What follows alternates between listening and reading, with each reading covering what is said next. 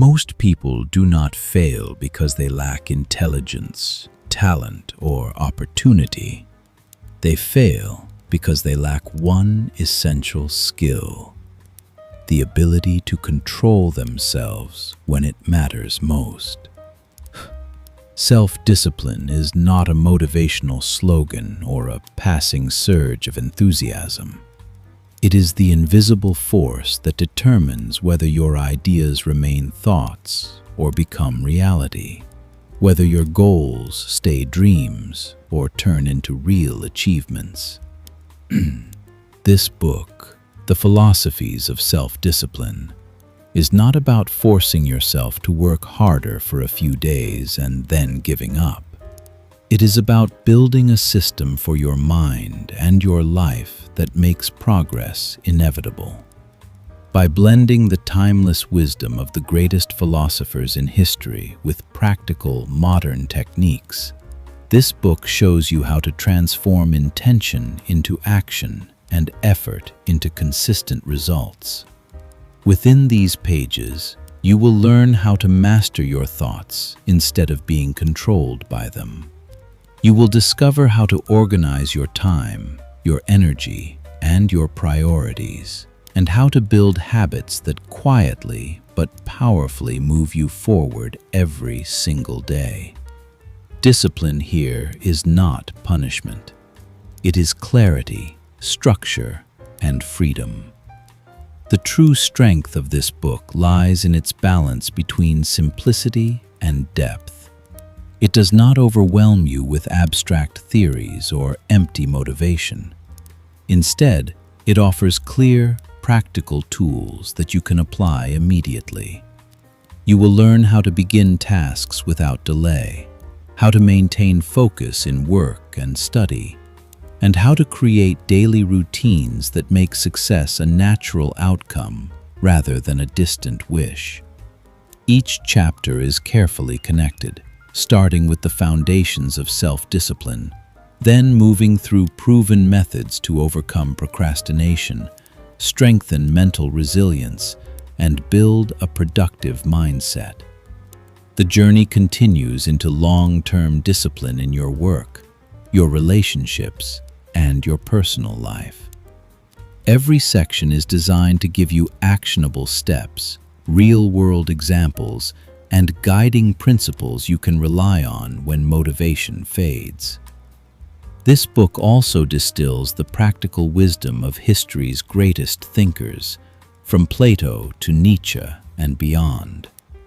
Their philosophies are not presented as ideas to admire from a distance, but as tools to use in daily decisions, challenges, and moments of weakness. Philosophy here becomes a practical guide for living with intention, balance, and purpose. The purpose of this book is simple but powerful: to become your daily companion, your mental framework, and your guide toward a more disciplined and meaningful life. As you move through its chapters, you will learn how to start, how to persist, and how to finish what you begin. If you apply what you learn, the change will not be temporary. Your life will become more focused, more productive, and more aligned with the person you are capable of becoming. Before we begin, take a moment to like and subscribe, because what you are about to learn may be the turning point you have been waiting for. Chapter 1. Why self-discipline? Self-discipline is not a constraint we place on our lives. It is the bridge that transports us from what we want to what we actually achieve. Simply put, it is your ability to do what must be done even when you don't feel like it. Many people have big dreams, but few possess the self-discipline that turns a dream into reality. This is why it is said, dreams without discipline remain nothing more than beautiful intentions. When we talk about the importance of discipline, we are not talking about superhuman strength or harsh deprivation, but about a conscious choice that is repeated every day. Discipline is to wake up and accomplish, not because you are enthusiastic, but because you have decided to. It is to keep your word with yourself. Whoever respects himself is respected by the world around him. Life does not reward the smartest, but the most committed. Many confuse desire, motivation, and discipline.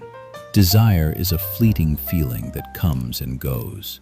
Motivation is a temporary push that ignites and then fades. Self-discipline, however, is the constant that is not affected by mood. Desire says, I want. Motivation says, I feel I can. But discipline says, I will do it, no matter how I feel now. Herein lies the real difference between those who start and those who persist. Willpower does not mean resisting yourself all the time, but building a system that helps you act easily. The disciplined person does not rely on mood, but on habit. Therefore, one of the wise men said, make the right thing easy and the wrong thing difficult. Then you will not need a constant struggle, but rather a quiet and continuous commitment. Self-discipline radically changes your life because it changes your results. And as results change, your view of yourself changes. You start with small confidence, then it grows. You start with a simple achievement, then achievements accumulate. And with every step, you realize a profound truth. You are stronger than you thought. Success is not a single leap, but disciplined steps that do not stop. When discipline enters your life, procrastination recedes, distraction decreases, and time becomes clearer. You begin to manage your day instead of being dragged wherever the day wills. This is where true freedom appears, because freedom does not come from chaos, but from self-control. Whoever does not control himself will be controlled by circumstances. But the most important question remains: where does discipline begin? Does it start from the body or from time? The deeper truth is that discipline begins from within, from your way of thinking first. Before you change your actions, you must change your mind. This is what we will discover in the next chapter, where we take a deeper step and understand why the mind begins before action, and how every habit and every achievement is built from a single, silently repeated thought. Chapter 2. The mind begins before action. Everything you do in your life began as a fleeting thought in your mind. Before you succeed or fail, before you start or retreat, there is an inner voice whispering to you what to do or what to avoid. Therefore, correct thinking is not an intellectual luxury, but the foundation of every real change. The mind is the leader, and the body is merely an executor. If the leader is confused, the steps are lost, no matter how sincere the intentions. Your current lifestyle is not a coincidence, but a direct result of your repeated way of thinking. The thoughts you repeat every day gradually turn into convictions. Convictions shape your decisions, and decisions draw your life. Therefore, it is said, change your thought, and your life changes. Whoever does not review his thoughts lives as a prisoner to them without feeling it. Many possess great energy, but live with a scattered mind. Distraction does not come from a lack of intelligence, but from an abundance of internal and external noise. A productive mind is an attentive mind that knows what it wants and focuses on one step at a time. It does not do everything, but does the right thing at the right time. This is where the first signs of true discipline begin. Reprogramming the mind is not a complex or mysterious matter. It is simply to pay attention to what you say to yourself.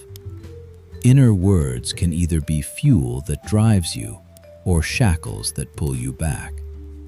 When you replace "I can't" with "I will try one step," the mind begins to cooperate instead of resisting. The mind believes what you repeat to it constantly. Transforming thoughts into actions does not need superhuman strength, but clarity and simplicity.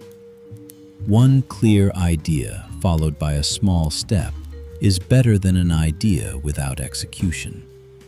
A small, repeated action is stronger than a big, delayed dream. This is how the mind begins to learn the habit of achievement instead of the habit of procrastination. When your mind becomes attentive, internal conflict decreases. You no longer need a daily battle with yourself because the direction has become clear. You do not wait for the right feeling. You create it through action. Herein lies the difference between those who think a lot and do not move, and those who think clearly and then begin. But no matter how strong the thinking is, it remains of no value if it does not turn into a practical beginning. The prepared mind needs a spark to start. How do you start, and why is the beginning the hardest step? This is what we will reveal in the next chapter, where we enter the essence of real transformation and learn the secret of the true beginning that separates intention from achievement. Chapter 3: The Secret of True Beginning. The hardest step in any achievement is not persistence or completion, but how to begin. The beginning is the moment when a person faces himself without excuses. Many know what they want, but they are stuck in their place because they are waiting for the perfect time or the right feeling. The simple truth is, no one starts fully prepared. They become prepared after they begin. Overcoming procrastination does not require a complex plan, but a small decision now. Do not say, "I will start tomorrow." Instead, ask yourself, what is the smallest step I can take in the next few minutes? Just one step, no matter how simple it seems. The mind is not afraid of work. It is afraid of enormity. When the step is made small, fear subsides and the foot moves. One of the most common mistakes in starting a new project or goal is thinking about the end before the beginning.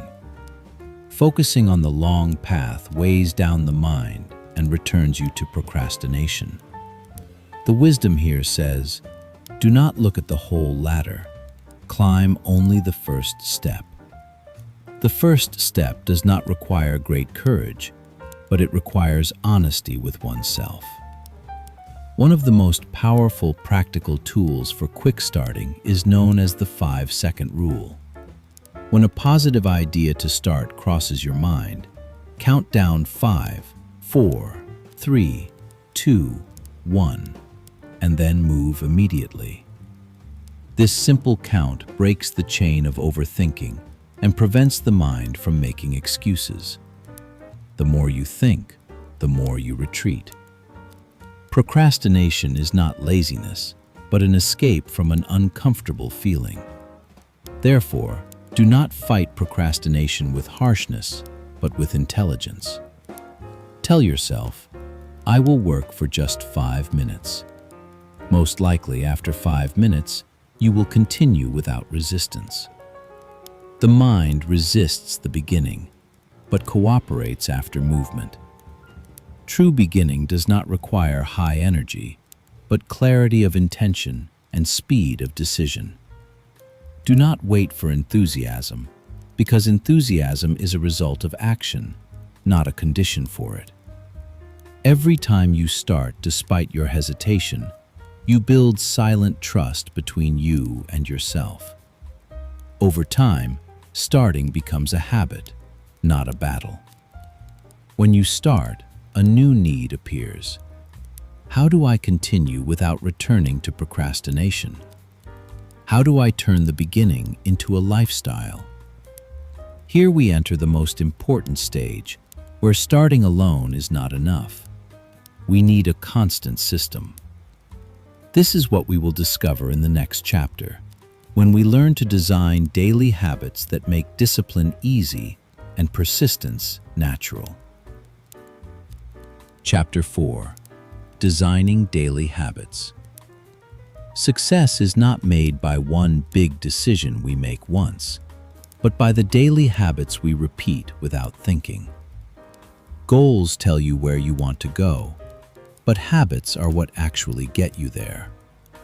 You can set the most beautiful goal in the world, but if your day is not organized with clear habits, the goal will remain postponed. Therefore, it is said, "Show me your habits, and I will tell you your future." Goals depend on enthusiasm, but building habits depends on continuity. A goal may succeed once and fail other times, but a habit works silently every day. This is why habits are more important than goals, because they do not ask about your mood or wait for ideal circumstances. They do what must be done at the same time, in the same way, until results become a natural matter. Creating a successful habit does not begin with strength, but with smallness.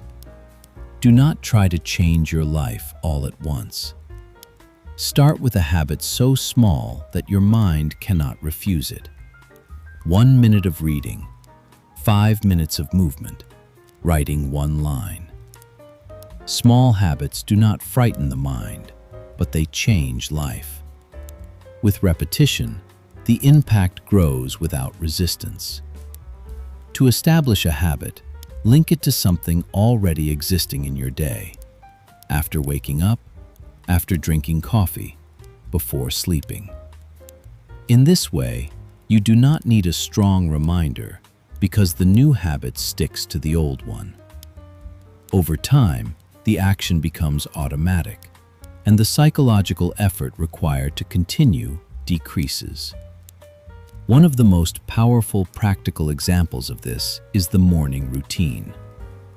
A simple, organized morning can determine the quality of your entire day. What is required is not a perfect routine, but a consistent one. Waking at a specific time, light movement, a moment of quiet, or quick planning. Whoever wins the morning wins the day. Daily habits do not create pressure, they relieve it. When you know what to do and when, hesitation decreases and procrastination disappears. Discipline becomes a part of your life, not a battle you fight every day. Here you begin to feel that achievement is no longer a heavy effort, but a clear path. But an important question remains. What about motivation? Do we even need it with habits? And why do we sometimes feel enthusiasm and then suddenly lose it? In the next chapter, we will reveal the difference between what pushes you for one day and what pushes you to continue long term. When we talk about real motivation versus false motivation. Chapter 5. Real motivation versus false motivation. Many search for motivation as if it were a magical spark that suddenly changes their lives. They watch a video, read a quote, feel high energy, and then it disappears after hours. This is false motivation, a beautiful feeling but short-lived. Real self-motivation does not lift you for a moment. It carries you a long distance. This is why it is said, what motivates you today may leave you tomorrow, unless it stems from within. The difference between temporary and permanent motivation is simple and profound at the same time. The temporary relies on the external, words of others, circumstances. The permanent relies on the internal, meaning, commitment, a clear reason. When your drive is linked to a fleeting desire, it extinguishes quickly. But when it is linked to a value you believe in, it becomes constant, even on the hardest days. Internal drive is not born from enthusiasm, but from understanding. When you know why you do what you do, continuing becomes easier. Always ask yourself, what is the real meaning behind this goal? For whom am I doing this? What will change in my life if I commit? Whoever finds a strong reason can bear the road no matter how long. Another source of real motivation is simple progress. Do not underestimate the value of small steps. Every achievement, no matter how simple, sends a message to the mind saying, I am capable. With the repetition of this message, a silent and powerful drive is formed. Success does not come to motivate you. Progress does that. To maintain your motivation daily, do not link it to mood. Make it linked to a habit. Do what must be done even when you have no desire. The paradox here is that action precedes feeling. Do not wait to feel enthusiastic to move. Move so that enthusiasm comes to you. In this way, motivation becomes a result, not a condition. Also, beware of draining yourself with comparison. Comparison slowly kills internal drive. Focus on your journey, on your progress, not on the speed of others. Everyone has their own timing. What really matters is continuing in the right direction. But what happens when you do all this and yet enthusiasm decreases? What do you do on gray days when you feel almost nothing? Here, the real test of discipline appears. In the next chapter, we will learn how to continue the path steadily and master persistence when enthusiasm decreases, without stopping or collapsing. Chapter 6. Persisting when enthusiasm decreases. Enthusiasm is a beautiful feeling, but it is not a permanent visitor. It comes strongly and then leaves quietly. Whoever depends on it alone stops quickly. This is where the value of persistence appears. It distinguishes those who achieve results from those who start with enthusiasm and end with no effect.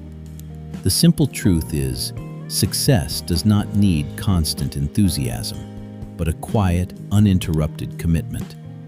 To persist even without enthusiasm, change your internal question. Instead of asking, do I feel like it? Ask, what is the small step I can take now? When energy is low, do not raise the ceiling, lower it. One simple task, one important thing, a short time. This keeps you on track without pressure or self-flagellation. Difficult moments are not a sign of failure, but a natural part of any path. In those moments, do not try to be stronger than necessary. Be patient. When the body tires, do not stop. Just slow down. Slowing with persistence is stronger than a complete stop, because stopping breaks the chain while slowing preserves it. Overcoming boredom is not achieved by constant change, but by renewing meaning. Boredom appears when we forget why we started. Remind yourself of your goal, but without pressure. Sometimes, a simple reminder is enough to restore balance. Know that boredom is not your enemy, but a sign that you have entered the stage of real work. The power of perseverance lies in gradation. Do not try to accomplish everything today. Apply the principle of one piece at a time. One piece seems insignificant, but over time, it builds a mountain.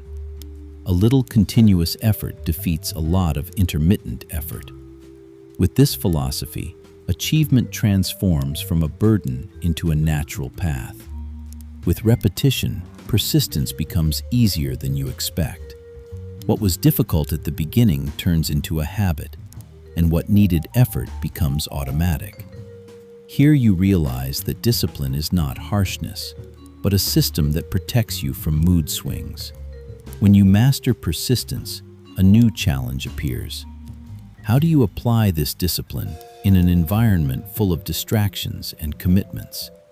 How do you maintain your focus amid work and study? This is what we will move to in the next chapter, where we discover discipline in work and study, and how daily effort transforms into tangible results. Chapter 7.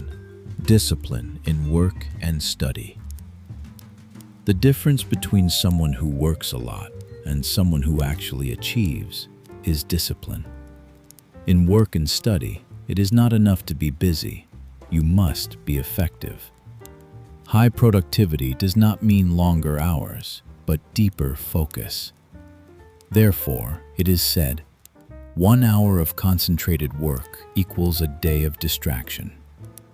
The first step in discipline is managing time intelligently. Time is not managed in reality. Priorities are managed. When you know what is most important, organizing your day becomes easy. Do not fill your schedule with tasks. Choose the few important ones. One clear task is better than 10 vague tasks. Focus in work is a skill that is built, not a talent one is born with. The mind cannot focus on many things at once. It jumps between them quickly. Each jump consumes energy. Therefore, work with a system of short periods, time for work, then time for rest. Focus a little, but deeply, and you will be surprised by what you accomplish. Distractions are the #1 enemy of discipline. The phone, notifications, noise, and even thoughts. To overcome them, do not rely on willpower alone. Change the environment. Put the phone away, close what you don't need, and make focus the easiest choice. If you do not control your environment, it will control you. Another way to increase focus is clarity of start and end. Do not say, "I will study now." Say, "I will study this lesson for 30 minutes." The mind loves clear boundaries. With each disciplined session, your self-confidence increases and the feeling of pressure decreases. Discipline in work and study does not mean being harsh on yourself, but respecting your energy. Know when to work and when to stop. Rest is part of productivity, not its opposite. A tired mind does not produce, no matter how long the time. But despite all the organization, a stubborn challenge suddenly appears: procrastination. Why do we postpone despite knowing what must be done? Why do we run from clear tasks? In the next chapter, we will face this enemy directly and learn to overcome procrastination with practical, simple steps that bring you back to action immediately. Chapter 8. Overcoming Procrastination. Procrastination is a silent enemy that steals time and energy without you feeling it. Many plan and set goals, then find themselves postponing them repeatedly. To understand how to get rid of procrastination, we must first realize its psychological causes. Often, procrastination is not laziness, but fear of failure, self-pressure, or a feeling of unworthiness. The mind invents excuses to protect itself from an uncomfortable feeling. So words like, "I'll do it later," appear, and time passes without action. To reduce procrastination, there are simple but powerful practical tools. Start by dividing large tasks into small parts. Each part can be accomplished within a few minutes only. This reduces the feeling of frustration and makes starting easy. Use the countdown technique. 5 seconds to start immediately. Suddenly, you discover you have started and moved from your place. Changing the environment is also an effective tool. Remove all distractions around you: the phone, notifications, noise. Make the place organized and prepared for work. The mind loves ease, and when starting is easy, excuses automatically decrease. Also, writing a clear list of daily tasks gives you a sense of control and makes procrastination less influential. One practical method to combat procrastination is committing to a specific schedule.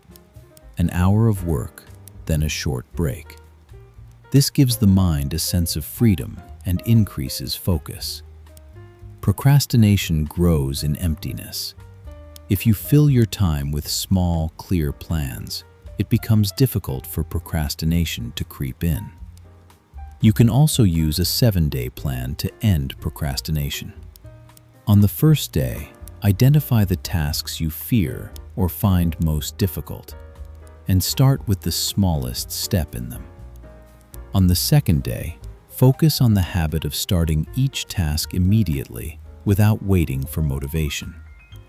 On the third and fourth days, monitor your mind, note the distractions, and gradually get rid of them.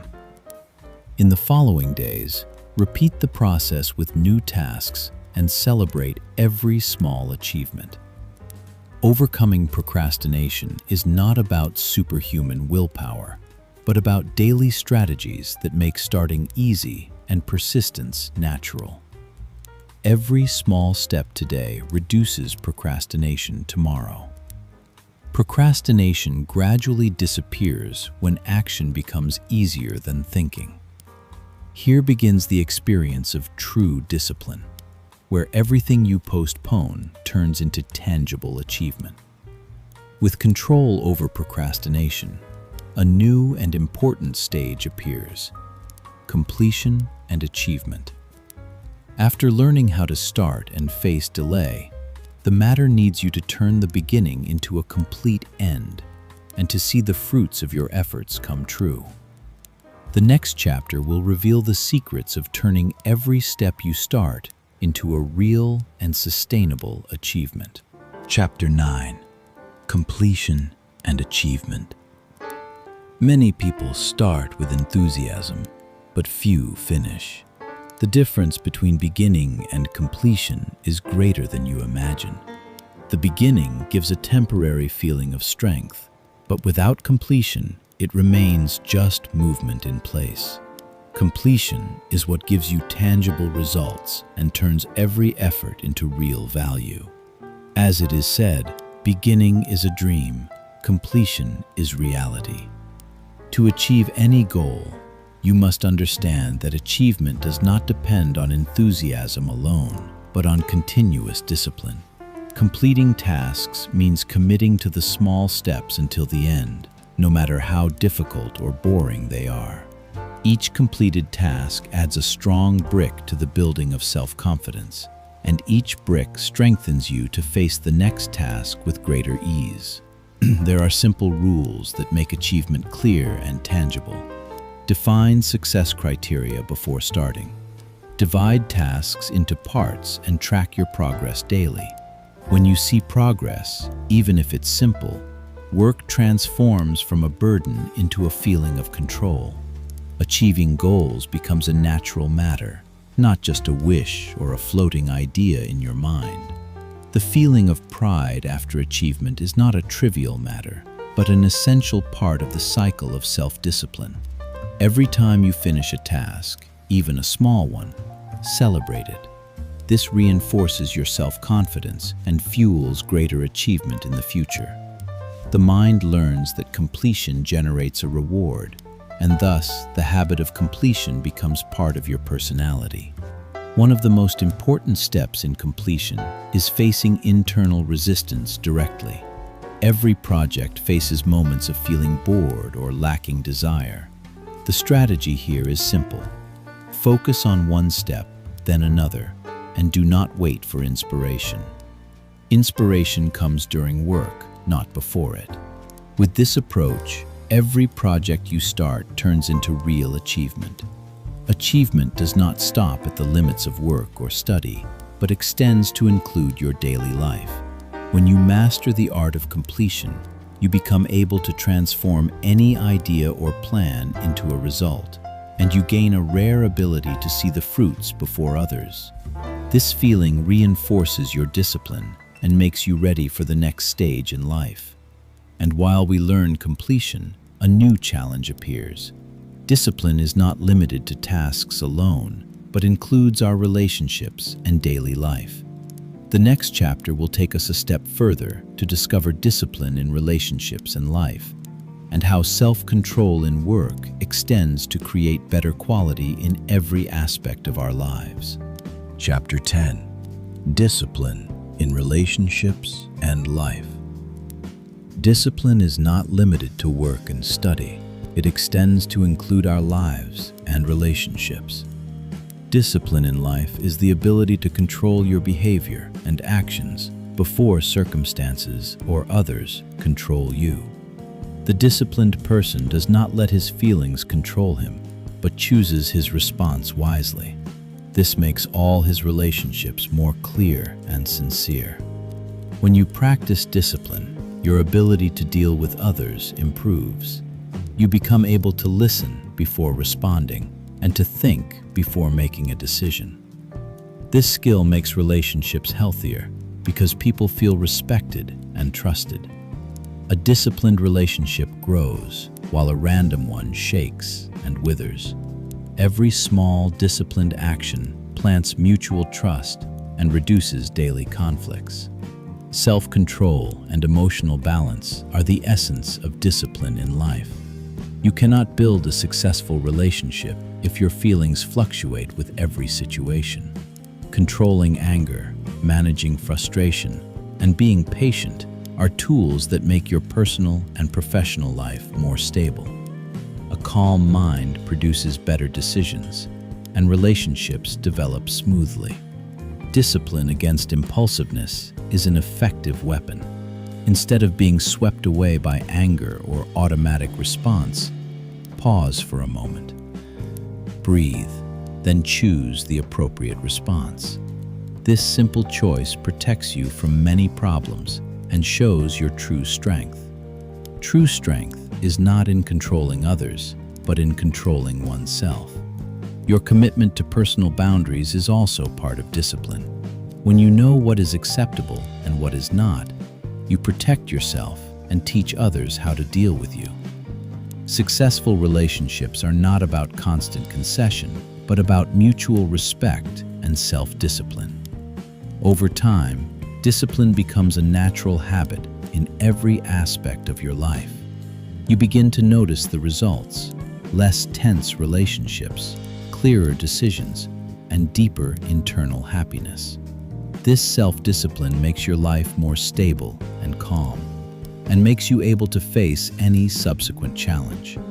And while discipline protects you and strengthens your relationships, there are still difficult moments that cannot be avoided. Failure and setback are part of life, and how to deal with them is another challenge. In the next chapter, we will learn about dealing with failure and setback, and how to turn them into a lesson and a means for personal growth and sustainable success. Chapter 11. Dealing with failure and setback. Failure is not the end of the road, but a natural part of it. Every successful person has gone through experiences that did not bear fruit, and steps that were not completed as expected. Failure is the path to success because it teaches you more than any temporary success. Failure clarifies weaknesses, reveals errors in thinking, and gives you a chance to rebuild stronger. To overcome failure, you must change your view of it. Do not see it as punishment or an end, but as a silent guide. Every failed experience contains a hidden lesson. The right question is not, "Why did I fail?" but "What did I learn?" This shift in thinking frees you from the feeling of defeat and turns every experience into an opportunity for growth. Learning from mistakes requires honesty with yourself. Observe your past actions and decisions without excessive blame and determine what can be improved. Whoever ignores his mistakes repeats them, and whoever learns from them gets closer to success. This calm review gives you a clear vision of how to move forward. Rebuilding after a fall requires patience and perseverance. Do not try to jump directly to major achievements after a big failure. Start with small steps, correct the course, and persevere in daily progress. Every small step rebuilds your self-confidence again, and every small success gives you strength to face the bigger challenge. Dealing with failure is not limited to the practical side. It also includes the psychological side. Learn to give yourself mercy and stop internal harshness. Failure is part of the human experience, and accepting it makes you stronger and more prepared for future challenges. Over time, you will notice that every past failure has become a foundation stone for building your success. The experience you gained, the strength you developed, and the new habits you formed make every new project more likely to succeed. Failure is not an obstacle, but a platform to launch again. With mastering how to deal with failure, a bigger challenge appears. Maintaining this discipline and continuity in the long term, even when you go through multiple difficult stages. In the next chapter, we will dive into the secrets of long-term discipline and how to build a sustainable life of commitment and continuous determination. Chapter 12. Long-term discipline. Discipline is not just a short push or a temporary decision. It is a path that extends for years. Sustainable discipline means making commitment a natural habit in your life, not a daily battle with yourself. Whoever succeeds in establishing discipline sees results accumulating quietly, step by step, until their dreams turn into tangible reality. To establish discipline for years, do not rely on willpower alone. Strength depletes over time, but long-term habits remain steadfast. Start by defining small, daily, repeatable habits. Over time, they become part of your personality. Small, continuous habits make the biggest difference in the long run.